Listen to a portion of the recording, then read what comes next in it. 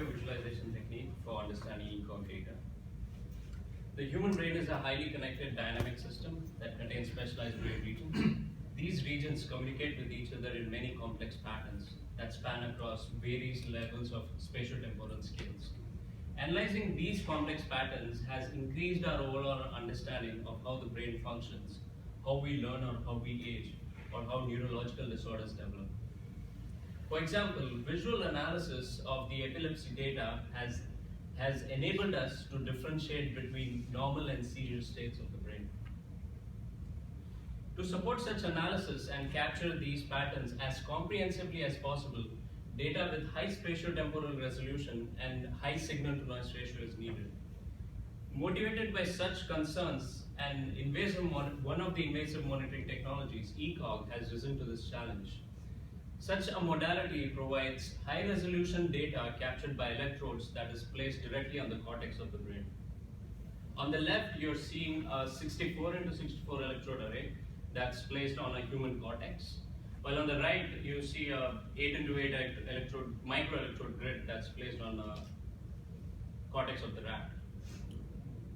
The analysis of the captured high-dimension data presents a particularly challenging problem. The data is not only time-varying, but also possesses complex patterns across multiple temporal scales.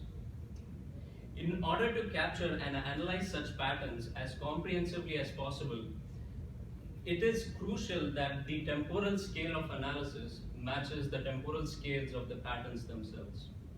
For example, low-level patterns such as spatial merge or split or cluster evolution can be captured at a lower temporal scale, while global transitions of brain states can be captured at a higher temporal scale.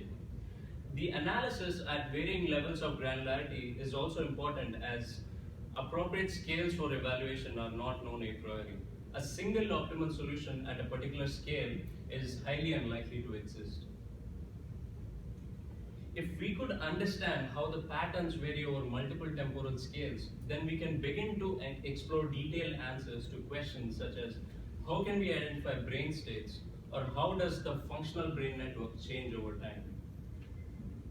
To support a comprehensive and detailed study of the ECoG, we designed ECoG Cluster Flow, an interactive visual exploration technique that provides a multi-scale visualization of the underlying patterns of the data. In this overview of the cluster flow pipeline, the input to our data is the raw electrical signals that's coming from each electrode, the process time-varying correlation matrix that's derived from the electrical signals, the corresponding spatial context. The intermediate data processing step identifies and links clusters across time. The data is then transformed and visualized using two major views, the cluster evolution view and the electrode view. To simplify and characterize the changing structure of the underlying ECoG data, we detect clusters at each time step and then link them using clustered linking mechanisms. Given the graph at a particular time step, the node represents the electrode and the edge represents the correlation between the electrical signals emanating from these electrodes. The community detection algorithm clusters this data into K communities. In this example, the community clustering algorithm produces the final result based on multiple runs of each value of K. To determine the confidence of each clustering result, we map the statistical likelihood of each clustering result as a heat map. So a relatively darker cell could indicate a clustering result with higher confidence.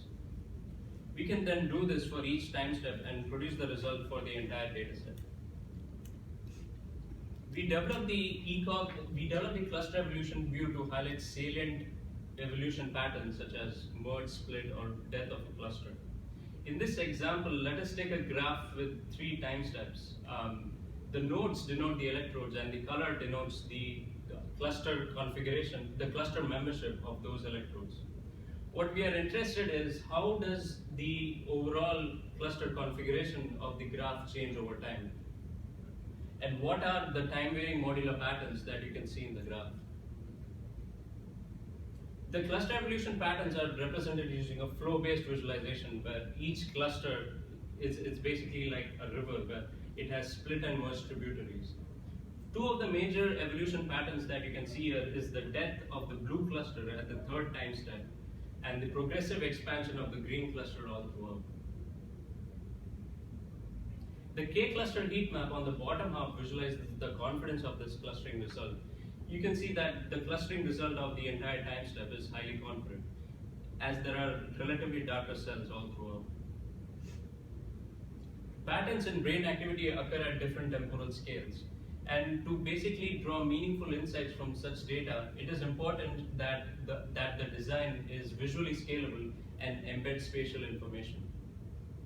To address such issues, our tool aggregates n multiples of continuous time step on each glyph.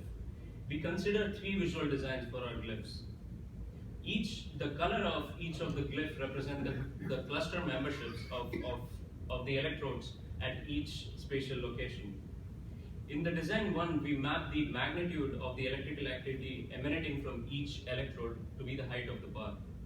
In the second design, we equally subdivide the glyph into n segments to represent n time steps. The radius of the segment represents the electrical activity. In the third design, we use a similar idea, except that we map the electrical activity to the opacity of the segments. Based on an informal user study, we found that the third design shows data variations in a more explicit way. Exploration in such glyphs can be performed through different levels of aggregation, each set representing a particular set of time steps that's mapped on the glyph. Here we see the glyph in the spatial view represent a stable activated cluster on the top, a stable unactivated cluster on the top, while an unstable activated cluster in the bottom. We applied our visual analysis method to a synthetic data set with known evolution patterns. We identified three temporal states that the analysis possessed. The categorization of the states are mainly dependent on the progressive consistent activation patterns. With known clustering over time, the activity of the electrode increases over time. Actually, I can reduce the light so that it's much more.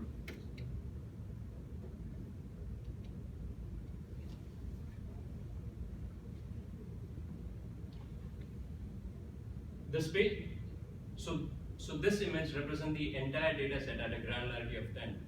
To further investigate the functional patterns at different temporal state, we explore the data in the cluster evolution view and we look for general overview trends. We can look at three basic clusters that are prevalent towards the entire data set. The clusters remain quite stable through time steps 0 to 10 and become randomly assigned from 10 to 20. We are now interested in the intricate low-level patterns that cause such global transformations.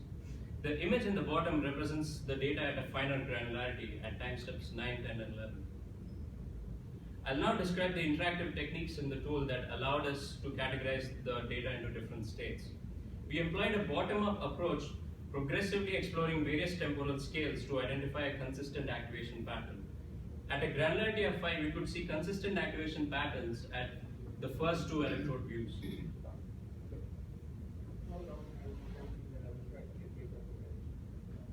Moving over to a granularity of 10, we can eventually categorize states based on activational and cluster assignment data. All the glyphs shown in electrode views 1 and 3 are quite consistent. They are fully activated and deactivated respectively. The glyphs in electrode view 2 show a combination of activated and unactivated clusters. We performed another case study where we applied our approach to epileptic seizure dataset.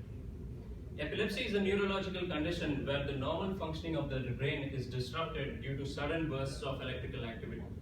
This disruption is characterized by changes in the brain's functional modular organization. Exploring these differences may provide insights into how the brain changes over time. Using a bottom-up approach around a temporal scale of 10, we found consistent activation patterns over all electrode views. We can then categorize these states. We can then categorize the data into different states. We categorize into four different states: before seizure, early seizure, mid seizure, and late seizure. We then employed a top-down approach to explore the low-level activation patterns happening during the transitional state. Based on the gradual changes in activity and concentrated activation pattern over the lateral temporal lobe, quite well the indicators suggest, we can see a gradual change in activation patterns. We could classify these regions as the seizure initiating foci, a region where there's gradual change in electrical activity. Here we see how the functional connectivity patterns of the entire data set changes over time. We are interested in what are the functional modular patterns that are associated with each state. In order to compare and contrast the evolution patterns governing at each interval, we picked three major samples. In the first interval, you could see an inactivated pattern with a large number of clusters. In the second interval, you can see this emergent activation pattern towards this emerging towards the lateral temporal lobe. The colors of the segment in the activated glyphs are transient, representing a flexible configuration of the cluster assignment data. Towards the end, you could see a drastic difference in the functional modular organization. There is the signature of this one huge cluster with a combination of small island communities. In general, the activity patterns in such a data set go from unactivated to transient to fully activated, depicting the propagation of a typical temporal lobe seizure. In conclusion, our approach provided us with the power to effectively explore major evolution patterns in a fast and highly interactive way. We now can more easily get a sense of how the seizures propagate over space and time. The road ahead is to focus more on the clustering algorithm, to focus on a semi-supervised clustering algorithm such that we can use, would it actually make sense to use the history of clustering result to come up with the clustering results at the current time step. We also plan to employ scalable visual analysis techniques that deals with more number of nodes, links, and time steps. Another goal is to more quantitatively analyze how clusters vary over time and how the clusters propagate over time. I would like to thank Dr. Lucy Noel for supporting our project and also our conversations with the LPNL-based group and Bouchard group. I would also like to thank everyone for listening to me. I would like to open the floor for questions.